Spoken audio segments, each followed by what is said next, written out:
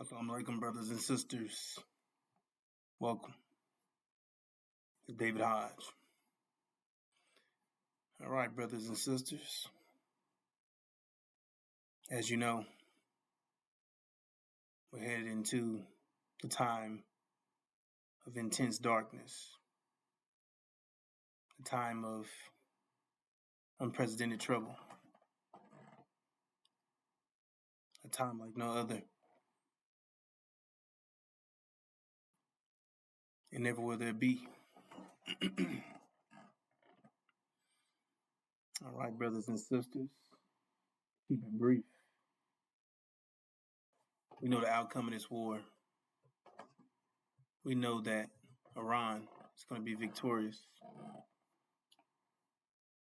We know that America and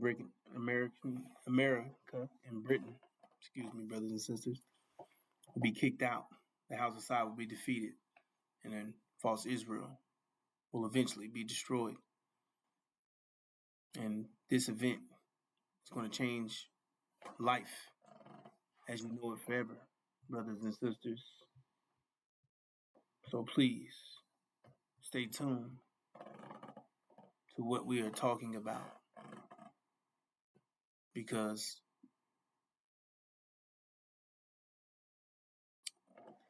the event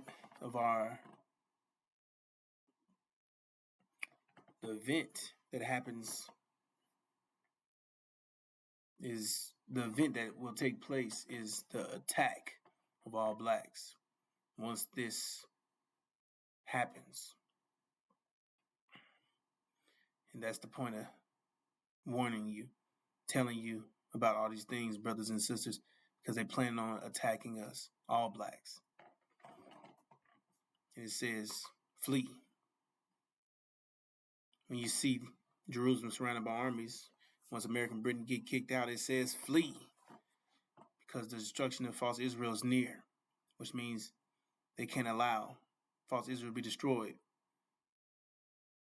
because the reason why they established him is to counter your claim as being a true seed of Abraham. It's because they was cursing God's people, and say curse those who curse God's people. So they try to bless false Israel and set them up and be blessed, but they're cursed. So, however, brothers and sisters, that's the point. They're coming to attack us, and the defeat of false Israel in the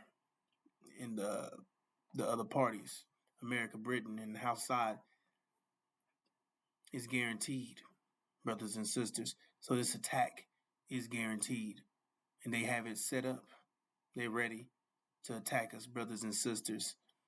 So that's the point, to keep you aware of that and keep you updated with the progress that's taking place in the Middle East, brothers and sisters. Let's take a look.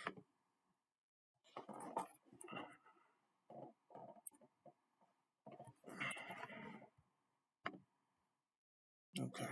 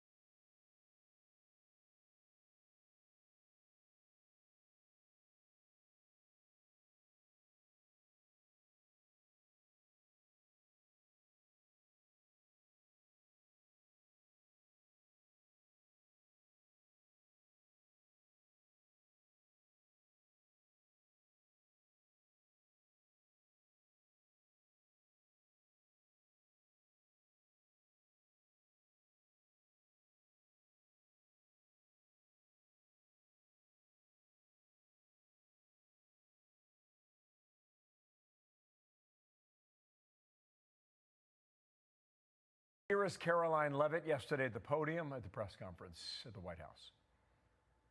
Despite all of the public posturing you hear from the regime and false reporting, talks are continuing and going well. What is said publicly is, of course, much different than what's being communicated to us privately. If the Iranians reject this golden opportunity, the greatest military in the history of the world continues to stand by to provide President Trump with every option available to ensure this regime continues to pay a grave price. Dan, who do you think the United States can communicate with right now, actively and effectively in Iran, if anyone? Well, I think we are communicating, as Secretary Hegseth said, with our military campaign. So that's for sure what we're doing. I just don't think we've quite reached the tipping point where we can induce Iran to enter into negotiations in good faith. Just in the last hour, Lucas Tomlinson reported on Iran striking the UAE with 8 ballistic missiles, 4 cruise missiles, and 36 drones. They attacked a Kuwaiti oil tanker off the coast of Dubai. So they still retain some capability in spite of the massive damage that we've inflicted on their defense industrial base. Iran is not publicly demanding an end to this war. There are some behind-the-scenes indirect negotiations, discussions in Pakistan, reportedly through the Iranian Speaker of Parliament, but I would not characterize those negotiations at this point as anything which would lead to an end to this war, at least diplomatically. There was a report in the Wall Street Journal saying that Trump tells aides he's willing to end war without reopening Hormuz. Administration officials assess that forcing the waterway back open would mean extending the military mission.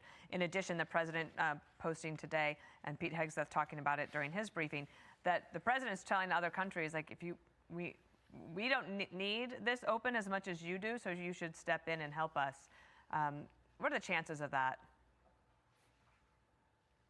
So I think the president might have been seeking to gain some leverage over our allies and partners whom he hopes would join us in an effort to open the Strait of Hormuz. I think it's in the United States' interest that we do that.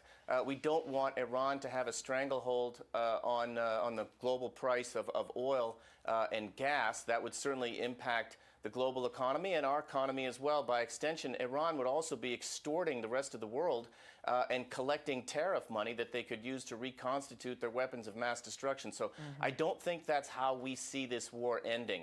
But I do think the president wants to pressure our allies and partners to join us in an effort to open the strait. Pete Hegseth said just an hour ago that in the last 24 hours, the fewest missiles have been launched from Iran that they have seen since the conflict began. So that stretches over a 30-day period. Dan, at times the Iranians have shown fairly good accuracy.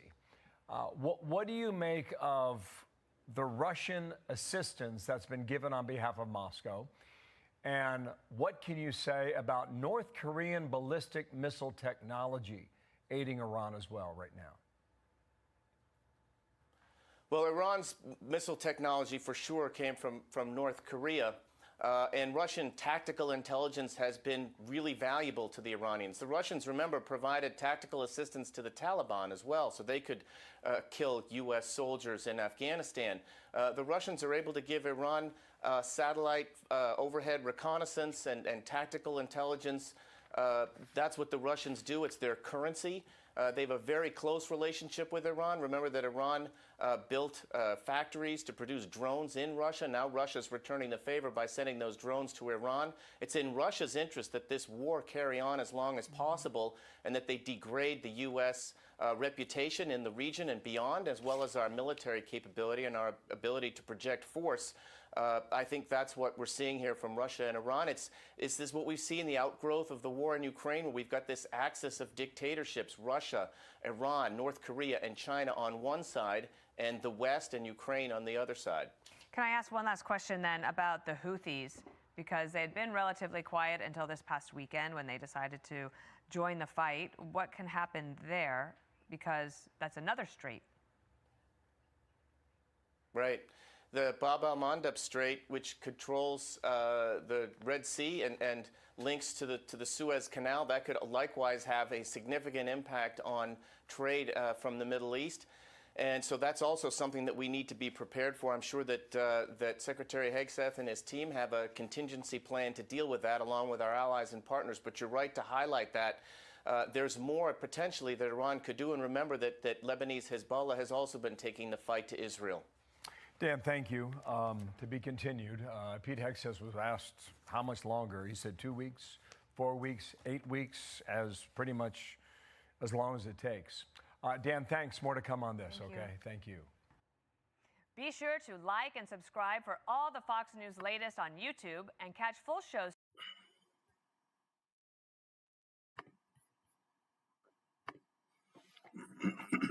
All right, brothers and sisters. The pressure's increasing. Things are going to get much worse. Way worse than this, brothers and sisters. There is no peace agreements. There is no negotiations. There's no end to this with peace. Only destruction. And it says men's hearts will be failing them from fear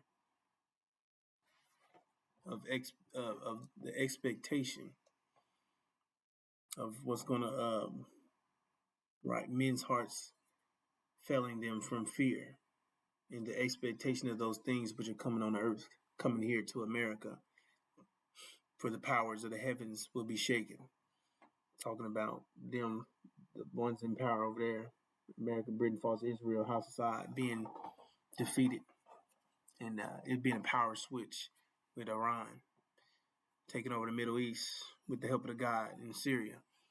They'll be taking over the Middle East, and it said men's hearts will be failing. Millions of men's hearts will be failing them from heart attacks, brothers and sisters, from what you see going on over there, coming here. So what you see happening over there is coming here. Much worse. Worse than anything you can think of, brothers and sisters.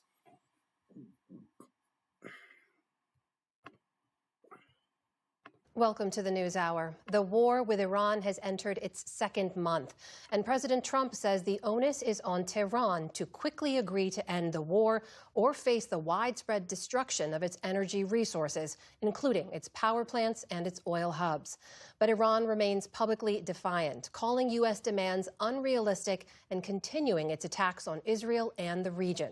Nick Schifrin begins our coverage. In northern Israel today, the country's largest oil refinery engulfed in smoke. Iran is trying to punish Israel and the region with attacks on energy facilities and a stranglehold on the Strait of Hormuz, which White House spokesperson Caroline Leavitt said today Iran was beginning to release. 20 additional tankers, which we expect to see over the coming days, are a result of the direct and indirect talks that are taking place between the United States and Iran. President Trump told the Financial Times the Strait of Hormuz agreement was personally authorized by Iran's parliament speaker Mohammad Bagher Ghalibaf. He's long been a hardliner who this weekend warned he would, quote, set American troops on fire. But today, President Trump said Iran was led by a, quote, new and more reasonable regime. He also threatened to escalate, writing, if the Hormuz Strait is not immediately opened for business, we will conclude our lovely stay in Iran by blowing up and completely obliterating all of their electric generating plants, oil wells, and Karg Island. Karg Island is about the size of New York's JFK Airport and exports 90% of Iran's oil. Trump told the FT that he would, quote, prefer to take Iran's oil by seizing the island. Maybe we take Karg Island, maybe we don't. We have a lot of options. It would also mean we had to be there for a while. Even for President Trump, a threat to possibly indefinitely occupy Middle Eastern territory is a remarkable statement, as a leader who has for 1 decade vowed to avoid endless wars. But the president dismissed his detractors. My favorite thing is to take the oil in Iran, but some stupid people back in the U.S. say, why are you doing that? But they're stupid people. Over the last week, the U.S. has demanded Iran dismantle its nuclear facilities and hand over its highly enriched uranium, cap its ballistic missile inventory and range, and give up its support for proxies, as Secretary of State Marco Rubio said today. So they have to abandon all these weapon programs and all of their nuclear ambitions. And if they do that, then Iran's future can be bright. But today, the U.S. demands were rejected by Iran's foreign ministry spokesman. The U.S. demands have been very excessive, unrealistic, and illogical. What is said publicly is, of course, much different than what's being communicated to us privately. Today, Leavitt said Iran was embracing diplomacy. When the president says more reasonable, again, these folks are appearing more reasonable behind the scenes privately in these conversations than perhaps some of the previous leaders who are now no longer on planet Earth because they lied to the United States. But Iran also accuses the U.S. of using diplomacy as cover. Twice during Trump's second term, the U.S. has attacked Iran during high-level diplomatic talks. I would only say that we're doing extremely well in that negotiation. You never know with Iran because we negotiate with them and then we always have to blow them up. The U.S. is amassing more forces, including thousands of Marines with sailors who can launch amphibious assaults. They could conduct raids into Iranian territory, but they could also help defend tankers passing through the strait. In Iran, today the White House said it had struck 11,000 targets out of what President Trump says are 16,000 targets. And Israel continued to target what it says are Tehran weapons production sites. Iran says among the targets have been 3 universities, as well as now hollowed-out high-rise apartments.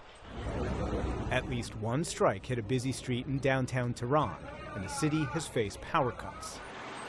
Israel is also expanding its invasion into southern Lebanon, expanding what Prime Minister Benjamin Netanyahu this weekend called a security strip. I have now instructed to further expand the existing security strip in order to finally thwart the threat of invasion and to keep the anti-tank missile fire away from our borders. That expansion has come with a cost. Today, Israel buried 19-year-old Sergeant Liron Ben Zion, an American-Israeli and the 6th Israeli soldier killed in Lebanon in the last month, when Hezbollah entered the war and has since fired at least 850 drones and missiles into Israel. The UN's peacekeeping mission in southern Lebanon said today 3 peacekeepers had been killed in less than 24 hours.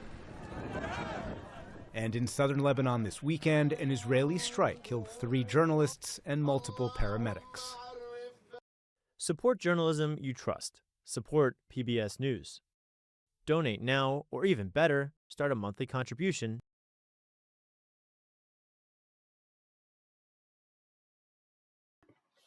Right. Millions of men's hearts will be failing them from the anticipation of what's coming, what's happening over there and coming over here. Having heart attacks. That's what we're here to do, to make sure we reduce that impact on you, brothers and sisters. We said men's hearts will be failing them from fear of the anticipation of what's happening over there coming over here.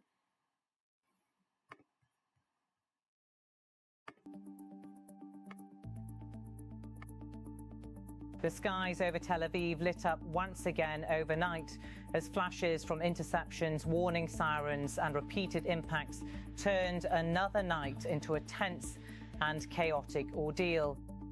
A fresh Iranian wave reached deep into central Israel, pushing this confrontation further into what many now view as one of its most dangerous stages so far.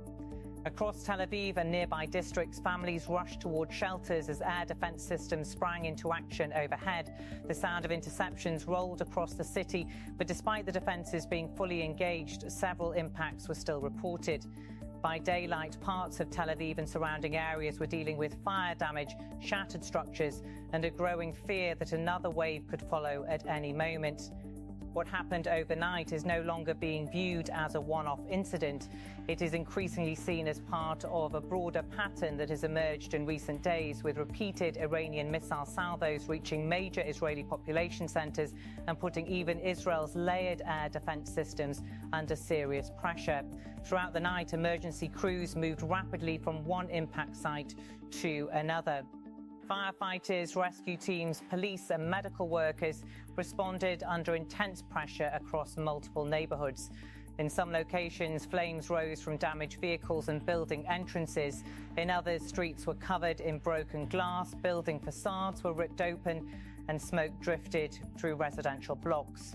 Hospitals shifted into emergency operations as injured residents were brought in, while additional medical teams prepared in case another wave followed. Search and rescue work continued long after sunrise. The tension was not only about what had already happened, but also about what might come next. One of the biggest concerns in this latest phase is the reported use of cluster-style missile warheads. Reuters has noted that these warheads create a much more difficult challenge for Israeli air defences because once the main missile breaks apart, multiple smaller bomblets spread across a wider area, making interception far more complicated. That changes the threat significantly. It is no longer just about stopping a single incoming projectile. It becomes a race to deal with multiple threats across a much broader zone, while responders must also watch for dangerous remnants left behind. That danger is especially serious in urban areas. Even after the sirens fall silent and residents step out of shelters, the threat may still remain.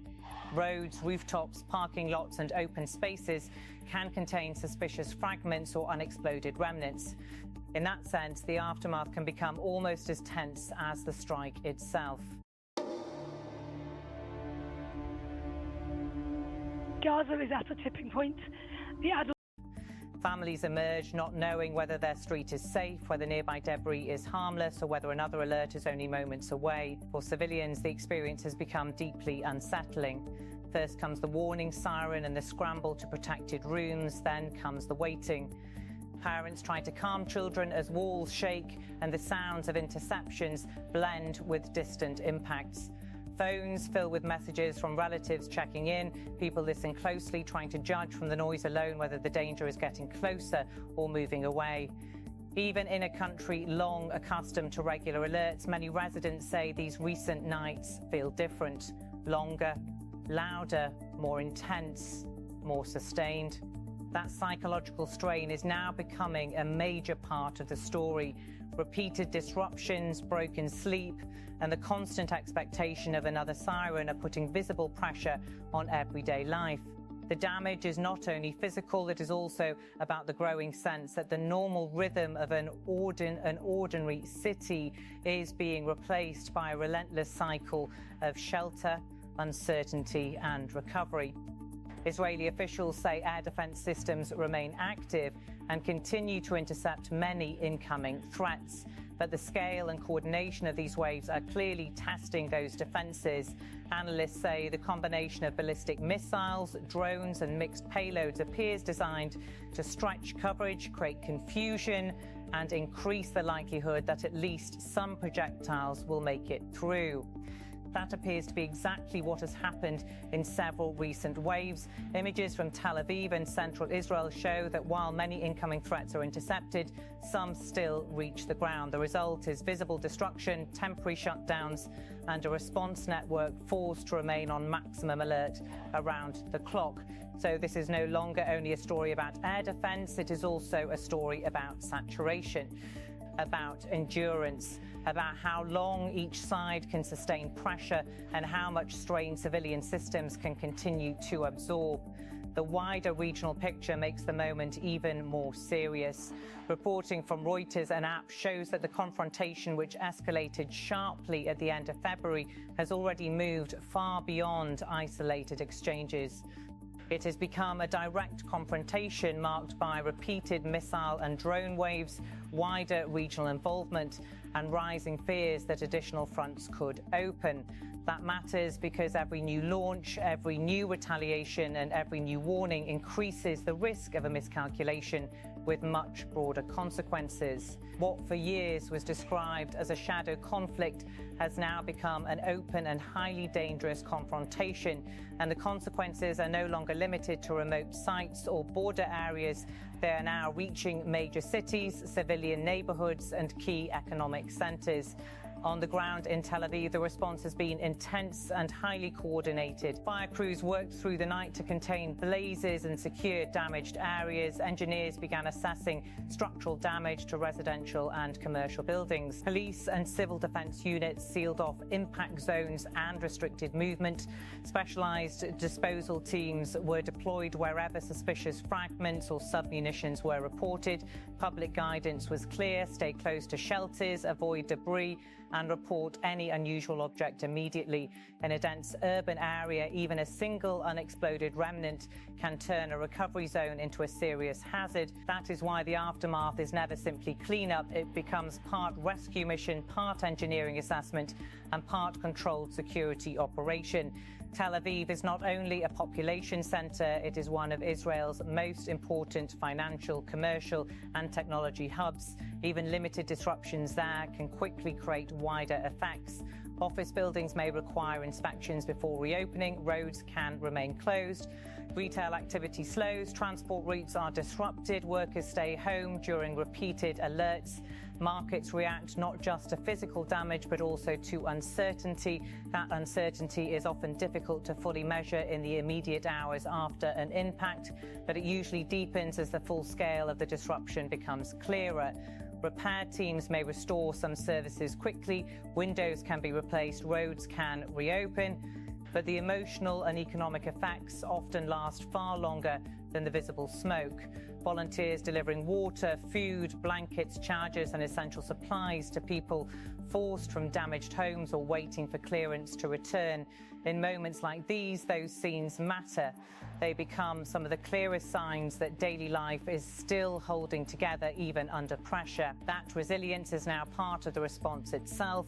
Calls for restraint are becoming louder, especially as reports of cluster-style warheads raise concern among humanitarian groups and weapons experts. These weapons remain highly controversial because they spread over wider areas and can leave dangerous remnants behind long after impact. For now, Tel Aviv's immediate priority is clear: protect civilians, clear hazards, restore services, and remain ready for more incoming waves.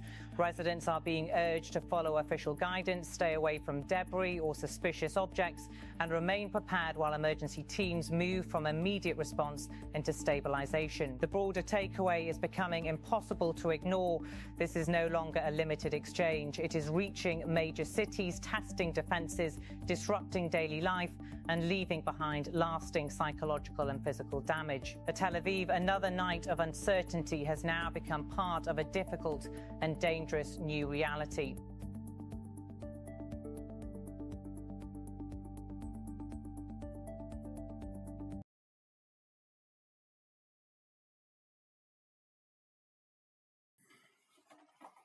They'll be consumed with fear. Men's hearts will be failing them from fear of the expectation of what's happening over there, coming here. Consumed with fear with what's happening over there, coming here. There's no way around it. Chaos is deepening inside Israel as anger at Prime Minister Netanyahu grows, with many Israelis blaming him for pushing the country into a war that is now triggering parallel food and energy crises at home. Reports say Netanyahu has effectively locked residents of northern towns into a siege-like reality, keeping them under tight restrictions even as the war with Hezbollah grinds on just across the border. Hezbollah, for its part, has launched around 40 to 43 attacks in a single 24-hour period, hammering Israeli positions with rockets, drones, and guided missiles and leaving multiple soldiers dead or wounded. At the same time, Israelis now find themselves increasingly trapped between Hezbollah's fire and Iran's broader strategy, as Tehran targets energy and food-linked infrastructure in what analysts describe as a bid to fuel a deeper supply crisis and potential starvation fears. Food and energy prices in Israel have surged sharply, triggering widespread public anxiety as households struggle to cope with higher living costs in the middle of a regional war. There is growing unease as the Iran conflict grinds on and Tehran's regional proxies, including Hezbollah, intensify their involvement along Israel's northern front. Despite the uptick in Hezbollah attacks, reports say many Israelis living in vulnerable northern areas have not been allowed to fully evacuate, deepening frustration and fear. An Iranian outlet, Press TV, reported on March 30th that instability inside Israel is rising, highlighting protests, anger at the government, and mounting concern over the war's domestic fallout. Hezbollah has claimed dozens of attacks within a 24-hour period around this time, with some reports citing figures of over 30 strikes in a single day, using rockets, drones, and artillery against Israeli military sites.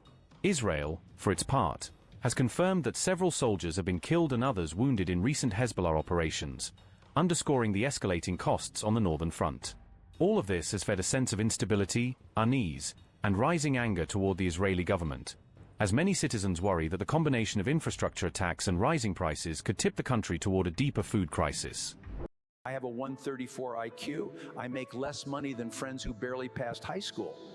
Here's what I finally discovered.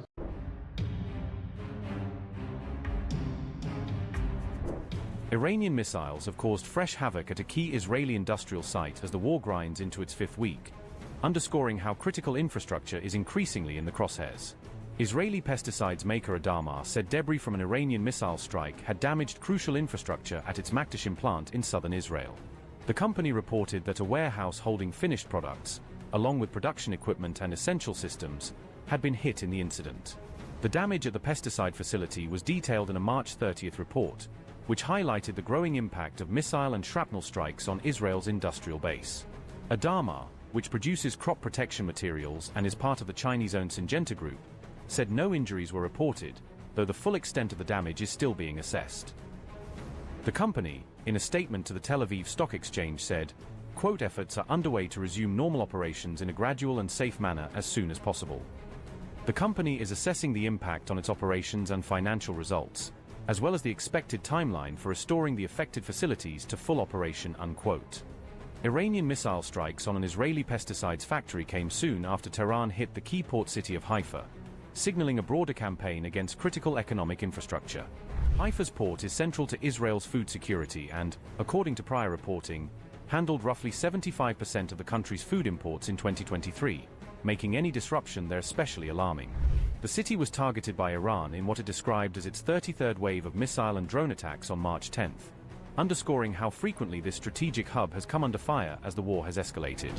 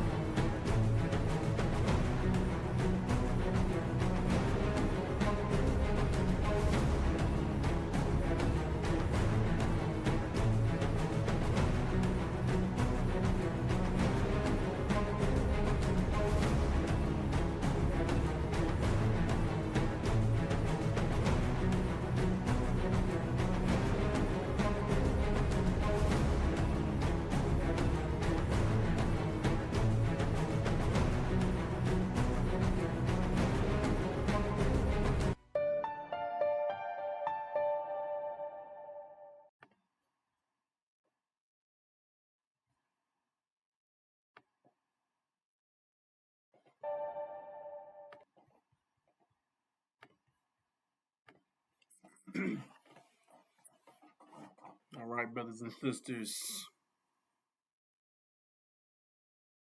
Heart attacks. Men's hearts will be failing them from heart attacks. Men's hearts will be failing them from the anticipation of what's happening over there, coming here.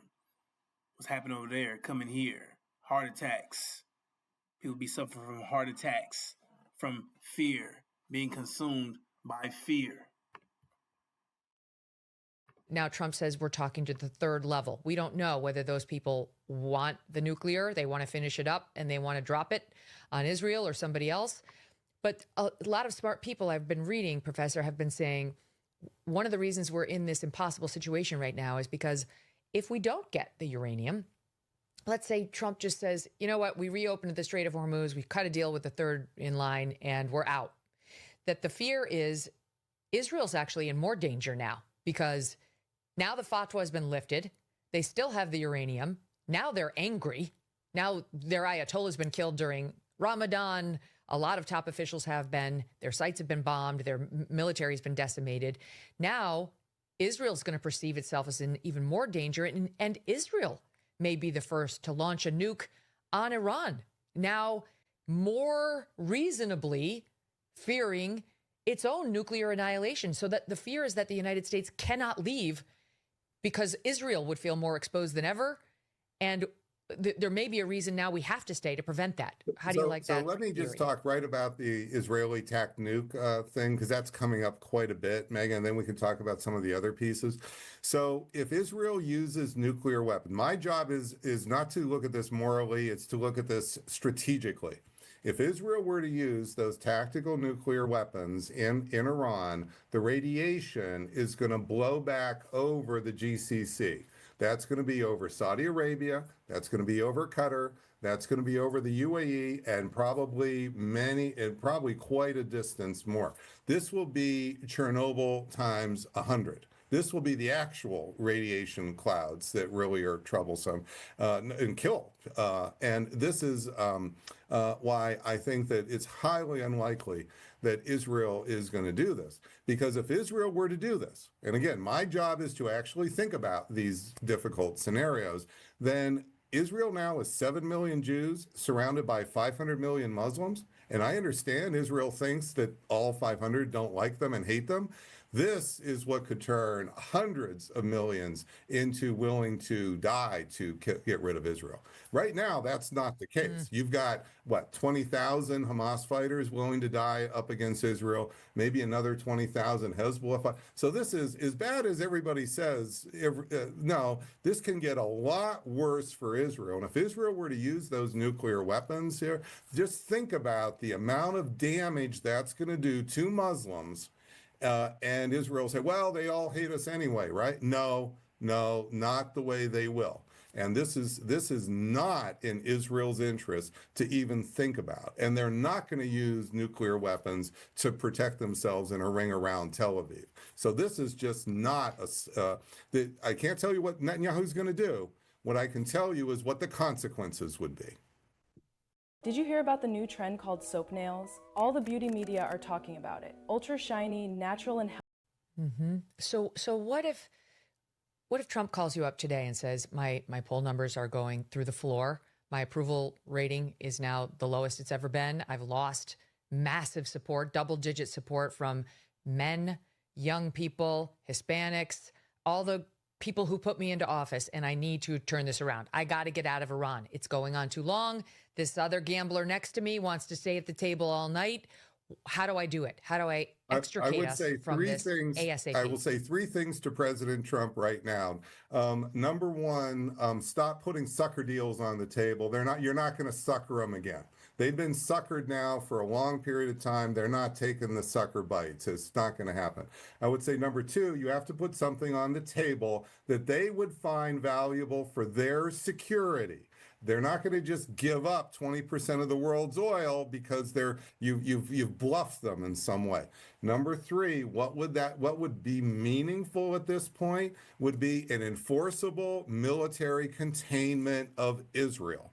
it's not just, you have to remember, it's not just Trump who's attacking Iran.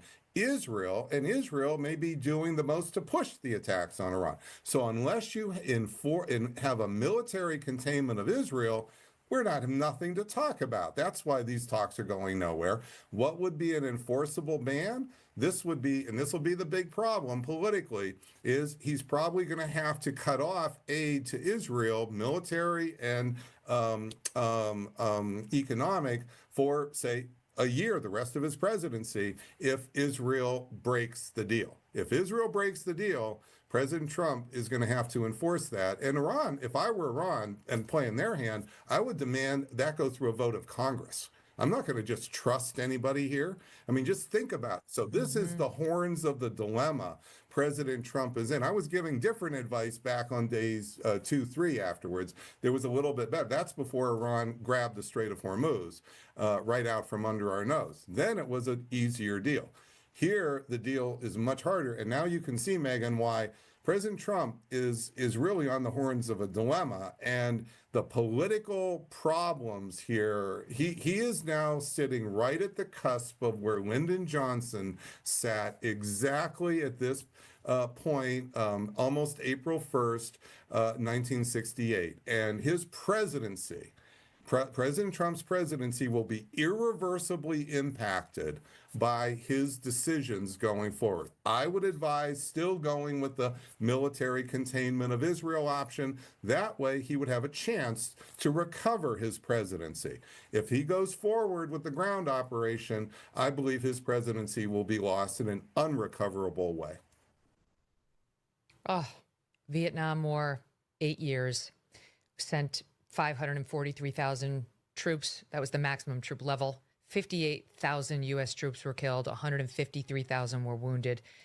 That is not what anybody wants. Nope. And that's not what we wanted in Vietnam either. We did not think President Vietnam. Johnson did not go into that war in '64, did not start the bombing campaign saying he's going to kill 58,000 dead Americans. He did not go into that war thinking he was sinking his presidency and becoming the worst president, even worse than Jimmy Carter, is Lyndon Johnson. And this is the reason.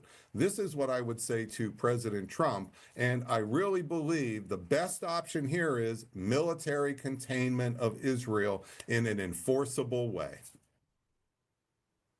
Great to speak with you, Professor. Thank you so much for your time and expertise today. Thank you. It's really quite an honor to speak with you, and of course, your important audience. So thank you so much, Megyn, for this. Oh. And love to your wife, too. I'll tell her. She'll hear it. Wow, that was very sobering. Thanks for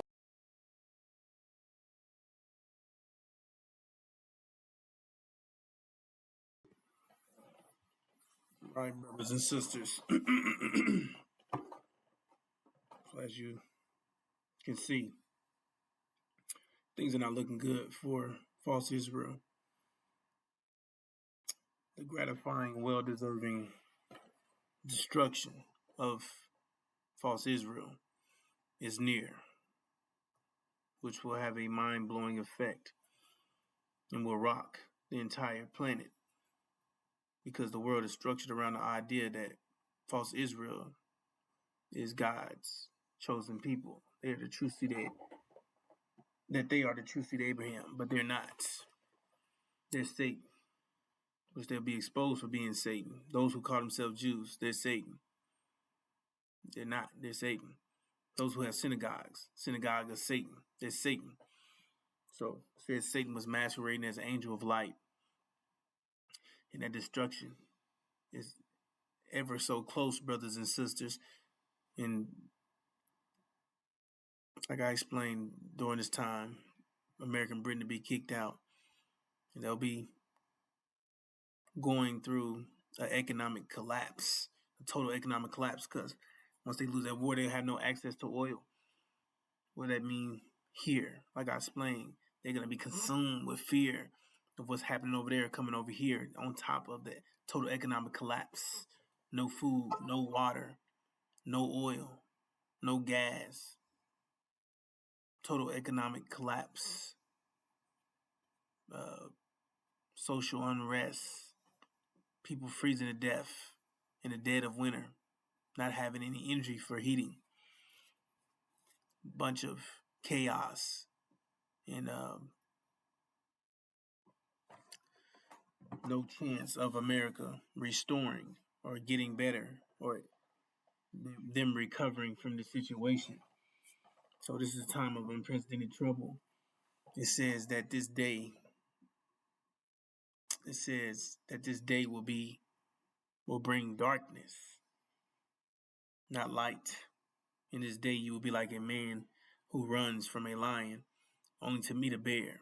Escaping from the bear, he leans his hand against a wall in his house and he's bitten by a snake. It says, yes, the day of the Lord will be dark and hopeless, without a ring of joy or hope. So yeah, people be starving to death here. No food. Say they'll be starving to death, but death never comes. So that's intense. And that's all coming here, brothers and sisters, which is not for you. These things are not set up for you. They're set up for your enemies. We'll be getting out of here. We'll be preparing to get out of here, brothers and sisters. That's what it says. We're going home. So don't listen to anybody who's telling you to stand here, because America's going to be destroyed and they're going to be under judgment. And you don't want to suffer what America is going through. It says, come out of her, my people, so that you will not share in her sins, her consequence, so that you will not receive any of her plagues, her destruction, for her sins. Her consequence are piled up to the heaven. That means she's reached every inch, she reached every possible right from the heaven. I'm talking about, excuse me, brothers and sisters, talking about where the war in the Middle East with other countries all around the world, they went out killing, stealing, and destroying, and now their sins have piled up to the heaven, meaning that they have their foot in every avenue, so they're going to be punished in every avenue. It says, and God has remembered her crimes, meaning you can't escape judgment. You do, consequence, whether you like it or not. It says, give her back. It says, give back to her as much as she has given. Pay her back double, a double scoop of what she has done. Pour her a double portion from her own cup, meaning she's responsible. America's responsible. Give her as much torment and grief as the glory and luxury she gave herself. It says, in her heart she boasts, I sit enthroned as queen. I am not a widow. I will never mourn. Therefore, in one day, which we know is a year, her plague will overtake her. Death, mourning, and famine. No food, death. Talking about their enemies coming to make them a slave nation and do horrible things to them, which they deserve. Then mourning, which is their death, says she will be consumed by fire, meaning burnt up, never to be restored, never to be a nation again. Said, for mighty is the Lord God who judges her, he who did not forget her crimes, and will give her back as much grief, tormenting grief, as the glory and luxury she gave herself. It says during the time, this will be very intense, more severe than what they did to us, and more extreme, because it's going to be compressed into 1 year, brothers and sisters. So you don't have to suffer these things. It says the people without a vision will perish. That's what they wanted for you. But now you have a vision, the Abraham covenant, which is to leave here and go home. It says you're getting out of here, brothers and sisters. So you don't have to suffer what the enemy is suffering. This day will not. This is not a thing to want to be a part of. So brothers and sisters, invest in yourself. Invest in your vision. Invest in your discipline. Invest in getting the hell out of here. Okay, brothers and sisters. Okay, let me play a quick video.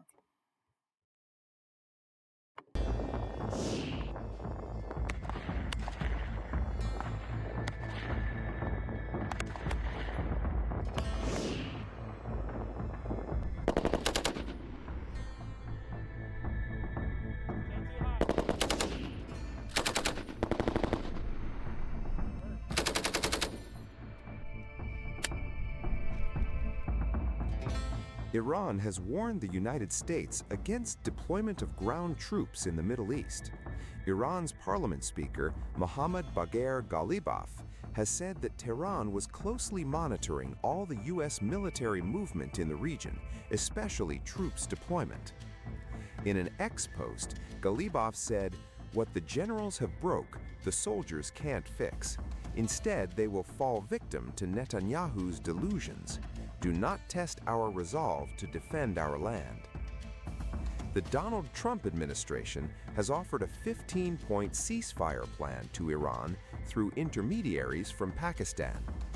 The development comes amid the U.S. military preparing to send at least 1,000 more troops to supplement some 50,000 troops already in the Mideast.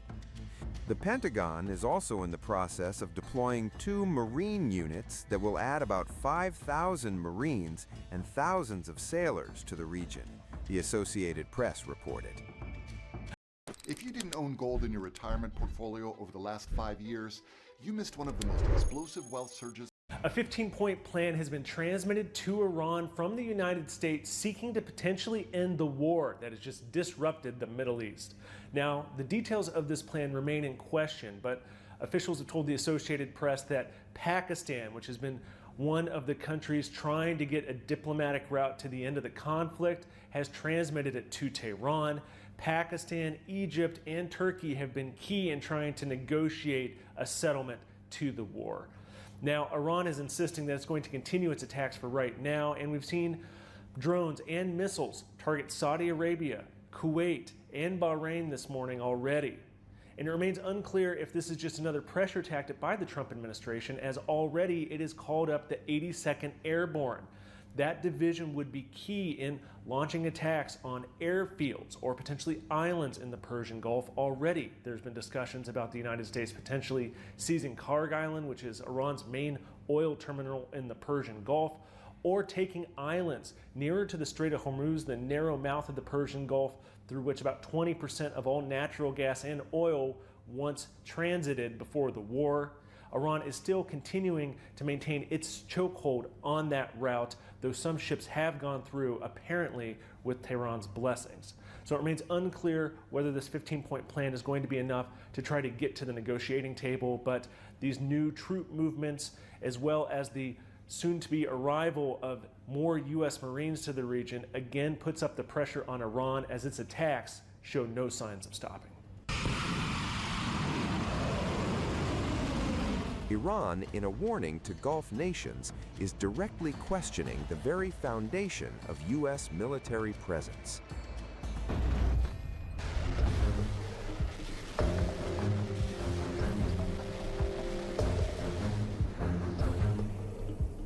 A stunning warning from Iran is now shaking the Gulf region.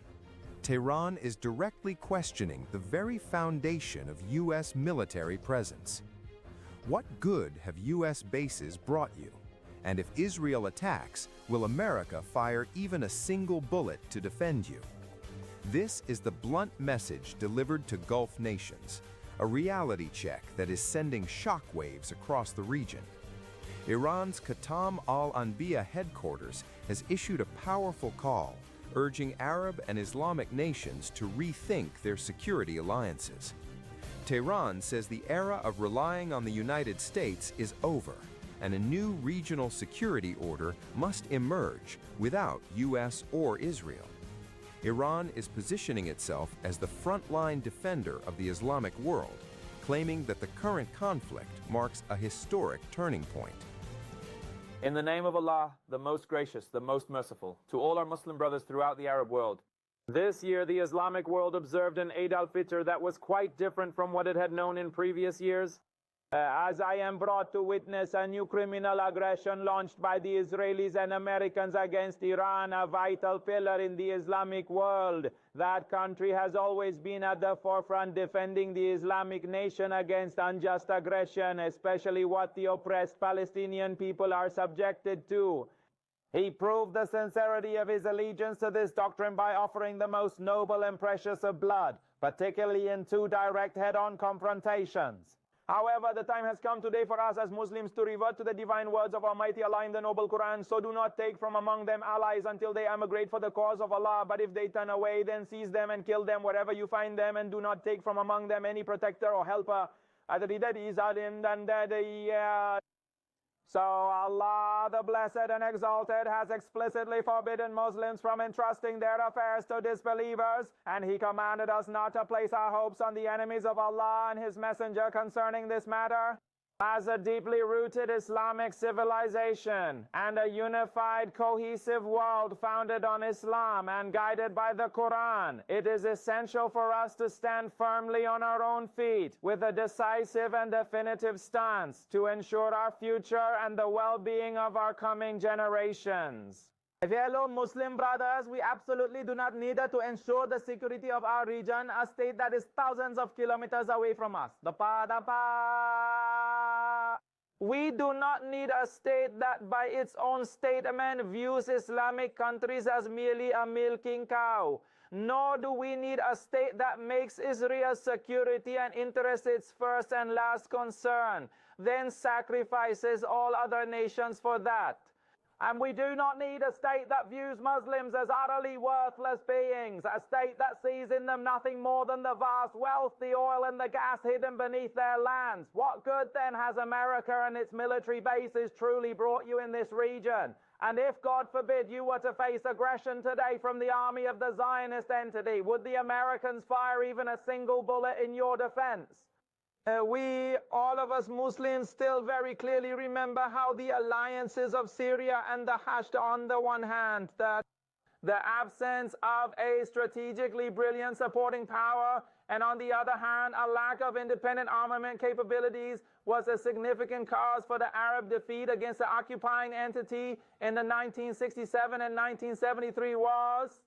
Today, Iran, by fulfilling that sincere promise and by shattering the illusion of America and the Zionist entity's invincibility, has achieved the dream that long terrified Muslims. Therefore, the very logic of political majority dictates that we strive under the emerging regional system to establish a comprehensive security union. It is imperative that we unite, all of us, to guarantee our own security and proceed towards a collective security pact, one that is founded upon Islam and the Quran as its ultimate reference, its central axis, and its unshakable foundation. How then has it come to pass that an alliance between Muslim nations and an arrogant, infidel, disbelieving state has become easier to forge than the unity of Muslims among themselves? Turning away from the Holy Quran and its teachings is the root of the calamities that have afflicted the Islamic world today. The Islamic Republic of Iran declares its readiness to establish a security and military union in this region without the presence of the United States of America and the usurping Zionist entity. Let us not forget the words of Allah the Almighty as revealed in His glorious book, where He declared, "Do not lose heart nor fall into despair, and do not grieve, for you shall be the uppermost if you are truly believers, and peace, mercy, and blessings of Allah be upon you." This AI can forecast U.S. stock prices to the penny. This is where it says NVIDIA stock will close. The message goes beyond rhetoric. Iran is offering to build a joint military and security alliance, an alliance led by regional powers and completely independent of Western influence. At the same time, Tehran is raising the stakes diplomatically by placing sweeping demands on the table for any ceasefire. These demands are being driven by the Islamic Revolutionary Guard Corps, which now holds significant power within Iran's leadership structure. Among the key demands is a major shift in regional dynamics. Iran wants all American military bases in the Gulf shut down. It is also demanding reparations for recent attacks and guarantees that future conflicts will not restart. Tehran is calling for the lifting of all sanctions, a long-standing demand that has defined its global standoff. Another critical demand targets Israel's regional operations. Iran wants an end to strikes on allied groups like Hezbollah. Perhaps the most controversial demand is this: Iran insists on retaining its missile program without any restrictions. And then comes a strategic move that could reshape global trade. Iran wants a new order in the Strait of Hormuz, including the right to collect transit fees from passing vessels, a move that could impact global energy flows significantly. But Washington is not on board. The Trump administration has reportedly rejected these demands outright, calling them unrealistic and unacceptable, and signaling that negotiations may face serious roadblocks ahead. This sets the stage for a deeper confrontation, not just militarily, but politically and economically. Iran is now challenging the entire security architecture of the Gulf and asking regional nations to choose sides.